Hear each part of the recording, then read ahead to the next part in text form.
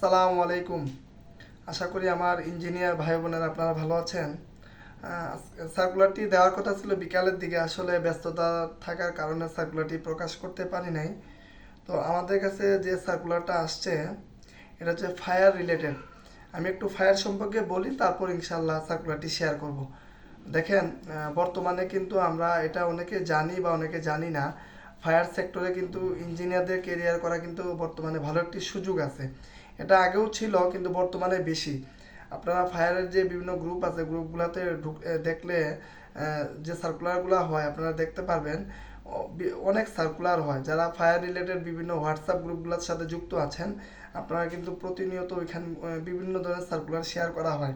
তো ফায়ার সেক্টরে আপনার অনেকেই বলেন যে ইঞ্জিনিয়ারদের আসলে ফায়ার সেক্টরে গিয়ে কি করবে, ইঞ্জিনিয়াররা কি আগুন আগুন নিভাবে, এই সে বিভিন্ন মন্তব্য করে থাকেন। দেখেন, ফায়ার সেক্টরে যে ডিভাইসগুলো আছে, যে ইকুইপমেন্টগুলো আছে, এগুলা কিন্তু ইলেকট্রিক্যাল মেকানিক্যাল রিলেটেড।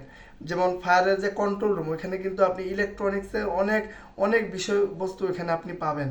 এরপরে ইলেকট্রিক্যালও তো ইস্যু আছেই। তারপর হচ্ছে ফায়ারের যে পাম্প, যেমন ডিজেল পাম্প এবং ইলেকট্রিক পাম্প, এগুলো কিন্তু ইঞ্জিনিয়ারদের, এখানে কিন্তু ইঞ্জিনিয়ার ছাড়া এক সময় আমরা দেখতাম যে ফায়ারের অন্য নন ডিপার্টমেন্টে অনেকে ফায়ার সেকশনে ডিপার্টমেন্ট চালাইতো বা কাজ করতো। কিন্তু বর্তমানে আমরা বেশি দেখতেছি, বিশেষ করে গার্মেন্টস সেক্টর বা টেক্সটাইল আর যে সেক্টরগুলো আছে, এগুলোতে সবচেয়ে বেশি দেখতেছি আমরা ইঞ্জিনিয়াররা নেতৃত্ব দিচ্ছে, ইঞ্জিনিয়াররা কন্ট্রোল রুম চালাচ্ছে, ফায়ারের বিভিন্ন ভালো ভালো পজিশনে দায়িত্বে আছেন। আপনারা এমনও জানেন ফায়ারে কিন্তু অনেক ভালো ভালো কোর্স আছে, ম্যানেজার কোর্স, ফায়ার সেফটি বা এনভায়রনমেন্ট, আর বিভিন্ন কোর্স আছে। এগুলা কোর্সগুলা অনেক টাকা পয়সা খরচ হয়। আর ফায়ার সেক্টরে আমি আমার অভিজ্ঞতা থেকে বলি, ফায়ারের বিভিন্ন কোম্পানিতে বিভিন্ন রুলস থাকে, যেমন ফায়ারম্যান আছে, ফায়ার টেকনিশিয়ান আছে, ফায়ার মনিটরিং অফিসার আছে, ফায়ার সেফটি অফিসার, ফায়ার, এই পজিশনগুলা আপনার বেশিরভাগ কোম্পানিগুলা দেখা যায় ফায়ার মনিটরিং অফিসার বা সেফটি অফিসারের পরেই কিন্তু ম্যানেজার। হ্যাঁ, এরকম আছে অনেক ফ্যাক্টরি, বড় ফ্যাক্টরি বলেন ছোটো ফ্যাক্টরি বলেন। তো যাই হোক, মূল বিষয় হচ্ছে ফায়ারে কিন্তু ভালো কেরিয়ার আছে বর্তমানে। যারা বলেন যে আগুন নিবানো এসে, এগুলো আসলে কিছুই না। এগুলা যারা দায়িত্বে চড়া করবে, কিন্তু ফায়ারের যে ইঞ্জিনিয়ারিং যে ডিভিশন বা ইঞ্জিনিয়ারিং যে পদগুলা, ওগুলাতে কিন্তু অনেক সম্মানের চাকরি, তারপর ফেসিলিটি এবং বেতন, এগুলো অনেক ভালো। তো যাই হোক, মূল সার্কুলারটা হচ্ছে এখানে প্রায় 10 থেকে 15 জন প্রয়োজন ফায়ার সেফটি অফিসার আর কি, ফায়ার মনিটরিং অফিসার এবং ফায়ার সেফটি অফিসার। এটা দুই পজিশনে ওনারা লুক নেবেন। এটা জব লোকেশন হচ্ছে আপনার নারায়ণগঞ্জ, সাভারে, আর হচ্ছে আপনার ইয়েতে গাজীপুরে। হ্যাঁ, 3টা জায়গায় ওনারা লুক নেবে। এখানে শিক্ষাগত যোগ্যতা বিএসসি ত্রিপলি, আর এখানে অভিজ্ঞতা চাইছে 2 থেকে 5 বছর। 2 বছর, এখানে কোনো ওনারা কোনো সার্টিফিকেট কোনো ইস্যু করে নাই। ঠিক আছে, এখানে 2 থেকে 5 বছর যাদের অভিজ্ঞতা আছে ফায়ার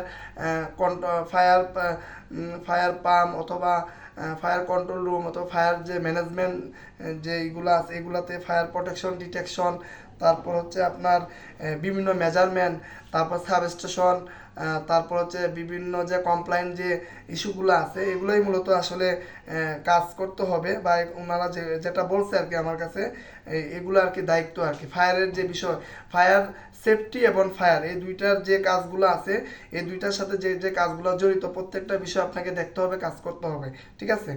আর এখানে হচ্ছে স্যালারিটা আপনার আলোচনা সাপেক্ষে, আপনি ইন্টারভিউ দিবেন, ইন্টারভিউতে আপনার স্যালারি, যেহেতু এটা অভিজ্ঞতা চাইছে, এখানে কারো 40,000, কারো 30,000, কারো 50,000 ডিমান্ড থাকতেই পারে। এর জন্য এখানে কোনো স্যালারি ওনারা উল্লেখ করে নাই। ওনারা বলছে যে আমরা আলোচনার মাধ্যমে যারা শর্টলিস্ট হবেন, যারা আমাদের রিকোয়ারমেন্টের সাথে ম্যাচ হবে, ওদেরকে আমরা শর্টলিস্ট করে ইন্টারভিউ কল করব। তারপর ওনারা ইন্টারভিউ দিবে। ইন্টারভিউতে আপনার এখানে কোনো লিখিত পরীক্ষা হবে না, এখানে সরাসরি ভাইভা হবে। ভাইভাতে আপনার কাজের অভিজ্ঞতা এবং আপনার স্যালারি, আদার ফেসিলিটিগুলো নিয়ে কথা বলা হবে। আর এখানে মূলত ফায়ার যে মনিটরিং অফিসার বা ফায়ার সেফটি অফিসার পোস্টগুলো অফিসার লেভেলের। এখানে আপনার মোবাইল বিল থেকে শুরু করে কোম্পানি যা যা ফেসিলিটি আছে, এগুলো হচ্ছে ম্যানেজমেন্ট পোস্ট। ঠিক আছে, কোম্পানি যা যা ফেসিলিটি আছে সবগুলাই আপনি পাবেন। এক এক কোম্পানি পলিসি এক এক রকম, অন্য, এগুলো হচ্ছে আপনার কোম্পানি পলিসি অনুযায়ী আর কি।